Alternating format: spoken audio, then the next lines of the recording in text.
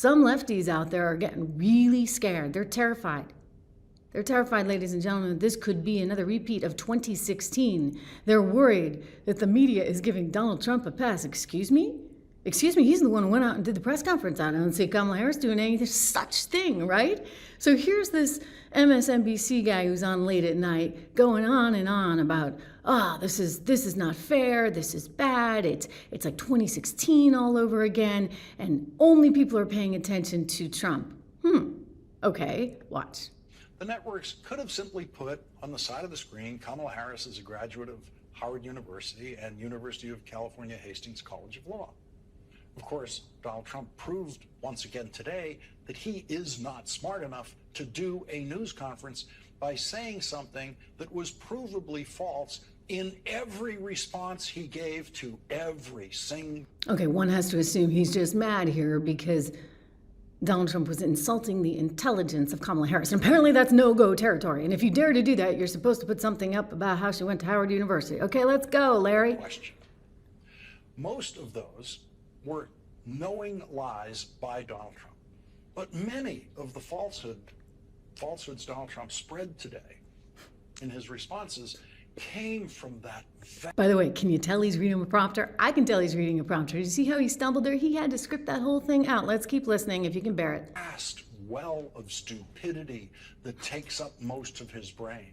The stupidest person he has to script this. Who has ever won a nomination for president stood there in front of those reporters and said his opponent isn't smart enough to do what he was failing at right in front of those reporters. And to make a bad news coverage situation worse, none of the networks, none of them, carried Kamala Harris's speech live after the Trump appearance. None of them. This network brought you the last few minutes of Kamala Harris's speech live, but was actually doing Olympics coverage when the speech began. Well, I'm sorry. Kamala Harris, you're too frickin' stupid to actually broadcast when there isn't a big Olympic moment. I mean, again, this is back on our team, but they want to hide it. Remember, just like the basement strategy of 2020. Kept doing. And so, as a first order of business in this hour tonight, we will correct that mistake by presenting to you in full and unedited, as if live, everything. Lucky you. That Kamala Harris said today in her speech in Michigan, which all of the networks knew was coming. They knew what time it was coming. They knew how to cover it live, and they didn't. After giving Donald Trump more than an hour of live coverage on all of their networks. It's 2016 all over again. The same mistakes are being made. I have never seen an industry slower at learning from its own stupid mistakes than the American news business. And you cannot expect... Wow. So he really thinks it's 2016 all over again? I mean, what planet is he on? I'll take it. Listen, because, we know who won in 2016. Thank you very much. I think the real danger, though, here is that it's not 2016. It's 2020. And the media is locked and loaded, ready to pump her up as much as they possibly can. Look, the media did not love Hillary Clinton. The Clintons had a history, if you would, with the media, and there were a lot of sort of people that weren't necessarily in her corner, out to help her. But that doesn't exist with Kamala. She hasn't had enough experience with the media, first of all, and she's got Obama's team running the show. I mean, the whole darn team came over from Obama. David Plouffe, who ran the Obama campaign. Now, guess whose campaign he's running, ladies and gentlemen? Kamala Harris. So you have a very, I'll give him this, good team. I mean, David Plouffe is, he won 2 elections, thank you very much. And you get the likes of David Axelrod and the rest of them. I mean, these are smart people.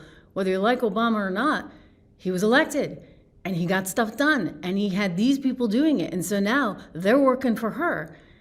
I mean, or she's working for them, depending how you think about it. And so I don't think it's 16 at all in any way, shape, or form.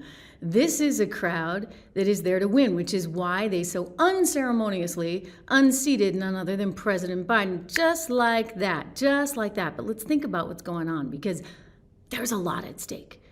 there's a lot at stake. I mean, this is the future of the United States of America, and the next 4 years are going to be critical. We've been through 4 bad years already. I don't think we need that again. There's a guy over on CNN who used to work on Capitol Hill, who's like a, they have to have a token conservative now and then on CNN, and he had some pretty interesting things to say. I think he hit the nail on the head in terms of what he was saying about what's at stake, because I really do worry that the future of capitalism at this very moment in time is exactly what is at stake. Watch.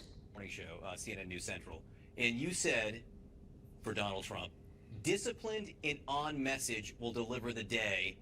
Undisciplined gets dicey. So was today more deliverance or diciness?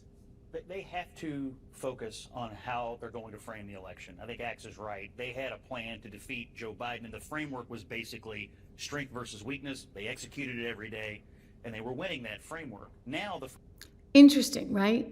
They were winning that framework, and that was debilitating for Joe Biden, and Obama and his team knew it, and that's one of the big reasons they went in there and they made the switcheroo. framework is apparent to any Republican, and that is radical liberals versus common sense conservatives. Thank you. They have to prosecute that case in the same ruthless, focused way they were prosecuting strength versus weakness against Biden. It's not exactly happening every day right now. I would challenge Axe on one point about the confidence point. It's pretty confident to stand up and do a press conference. Kamala Harris is not willing to do that right now, is not sitting down to have her record challenged by any journalist. And I think that does show something of a lack of confidence. And if they achieved anything good today, it was to make the point. Trump is who he is, and he will stand and answer questions about his views, and she will not. I think this is part of a plan to try to draw her out, which they have to do. What was discipline a word you would use to describe it?